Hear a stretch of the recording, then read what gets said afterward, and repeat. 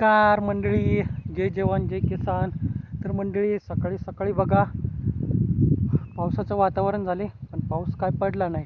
आणि गेले 1.5 महिन्यापासून पावसाचं वातावरण असंच व्हायले पण पाऊस काय पडेना.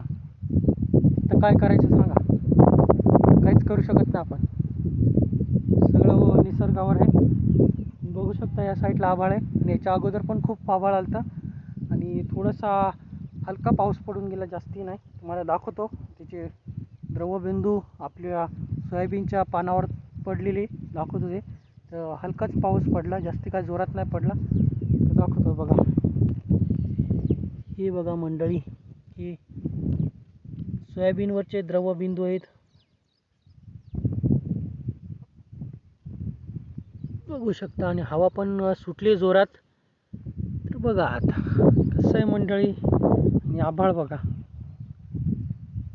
या साईडला आभाळ आले आणि इकडे नाही आभाळ. बाकीचं आभाळ समोर गेलंय. करायचं काय, काहीच नाही करू शकत आपण. जेव्हा त्याला यायचं असेल तेव्हा येईल. हा, तर बघा असं चाललंय.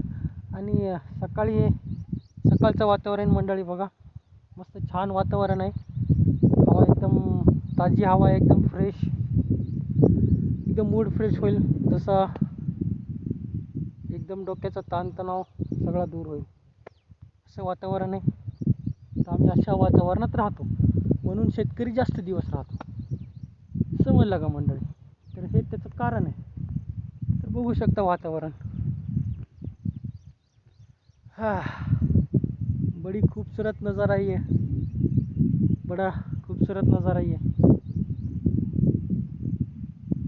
या साईडला बघा, इकडे आभाळ आलेले आणि इकडे या साईडला नाही. आणि समोर गेलेले पूर्ण काळं खाप आभाळ होतं पण पाऊस काय पडला नाही, फक्त हलका पाऊस पडला. चला मंडळी, भेटू उद्याच्या व्हिडिओमध्ये. आजचा एवढाच. Bye bye.